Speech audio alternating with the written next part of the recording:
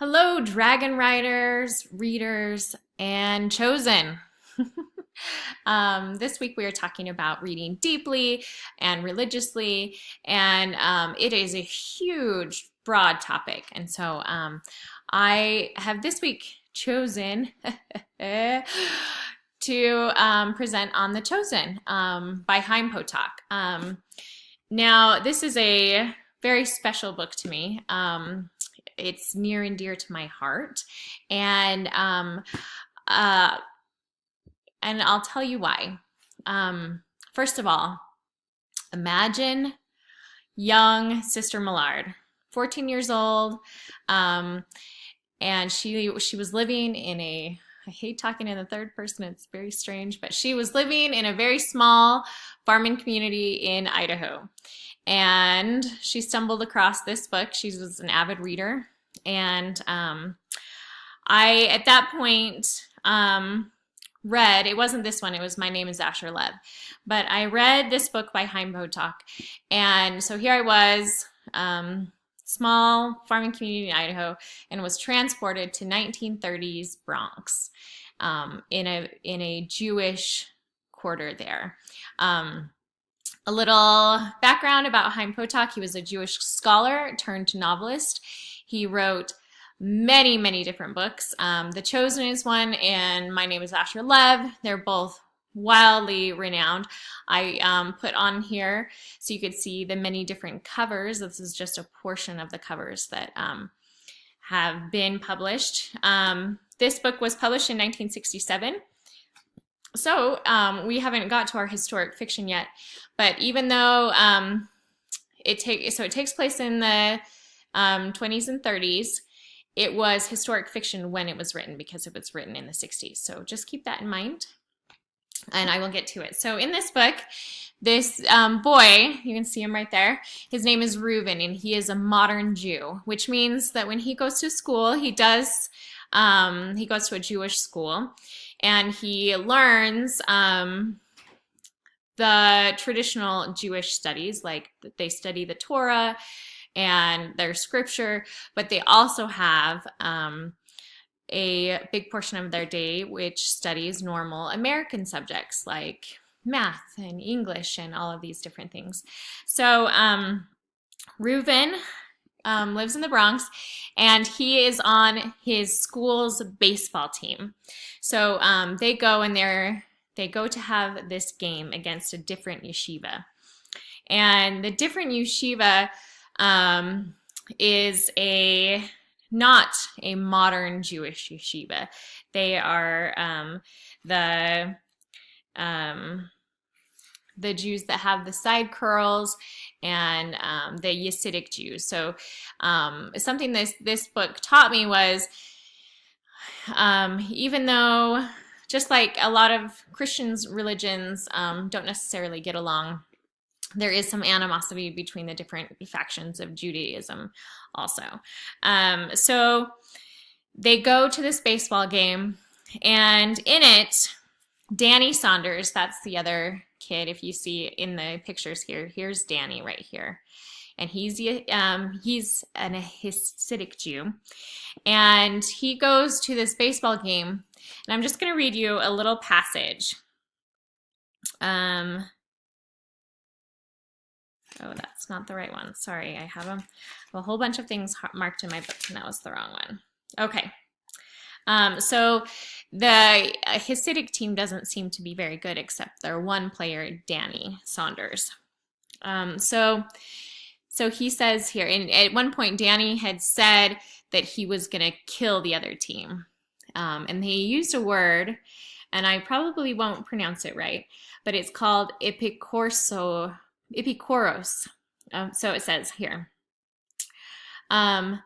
I crouched down, waiting, remembering Danny Saunders promised to his team that they would kill us epikorsim. The word had meant originally an educated Jew in Judaism who denied basic tenets of his faith, like the existence of God, the revelation, and the resurrection of the dead. To people like Reb Saunders, it meant any educated Jew who might be reading, say, Darwin, or who was not wearing side curls and fringes outside of his trousers.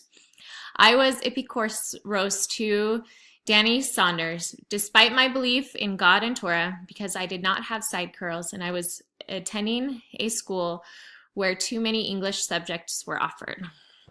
So it's just that paragraph I felt was perfect in describing how these two characters felt about each other without necessarily coming right out and saying. So in the course of this book, in that baseball game, Danny hits a ball right at Reuven's eye, and he's wearing glasses, as you can see up here in this one.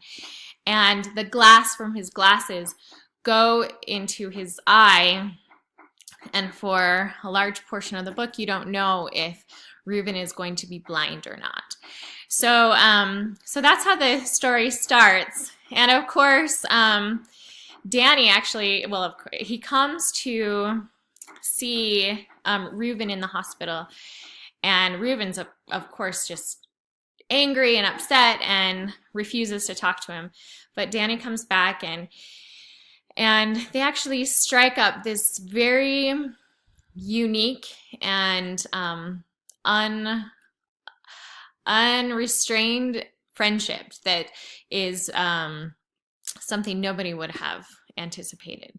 So anyway, it's a beautiful story about their friendship and what happens in it. And like I said, there are different factions of Judaism, and they don't necessarily get along. And in this book, at one point, Danny's dad, who is basically the prophet of their sect, puts a moratorium on Danny, and he's not allowed to associate with Reuven anymore. So just the pain that causes and why he does it. Anyways, I think it's a beautiful story, and what I love about it is it's real. It could really happen, and it shows a lot of history that we don't necessarily get other places, and then the feelings behind that history. So this is a very special book. I just have a few quotes. So in it, Reuven is reflecting that this wonderful friendship that he has with Danny all started because of oh, that was the wrong one, this one. Because of a baseball game. And he said, you know, it's kind of silly that this all started with a baseball game. But I love this quote, and his dad is the one that tells him this. He says, as you grow older, you will discover that the most important things that will happen to you will often come as a result of silly things, as you call them. Ordinary things is a better expression. That is the way the world is. So I just love that it shows such beautiful language and thought process. And so in it, in addition to Reuven, Danny is struggling with his own beliefs and the fact that he is going to be a prophet, and he's not sure that he wants to be that. And his dad, Danny's dad, says this. Danny says this quote. And he says, I begin to realize that you can listen to the silence and learn from it. It has a quality and dimension all its own. And that's reflective of the story. Anyway, I wanted to also bring up that sometimes to learn about other cultures or other religions doesn't mean that we have, that it's going to shake our testimony, or it's going to have a negative effect on us. Like I said, I read every single book I could find from this author because I thought it had such a wonderful, thoughtful quality to it, even as a teenager. Literally, I read every single book that he wrote because I loved it so much, and it just had such a deep meaning for me, and it just had a quality that I hadn't encountered before. So anyway, The Chosen, great book. Love it, along with the rest of his books. But just reading outside of what you would normally read, really reading about other religions, reading outside of what you normally read is what we're going to focus on next week. But just wanted to show you a little glimpse of this one. And if you ever have the chance, pick it up. It's a favorite of mine. So let me know if you have any questions, and I look forward to seeing your book presentations this week.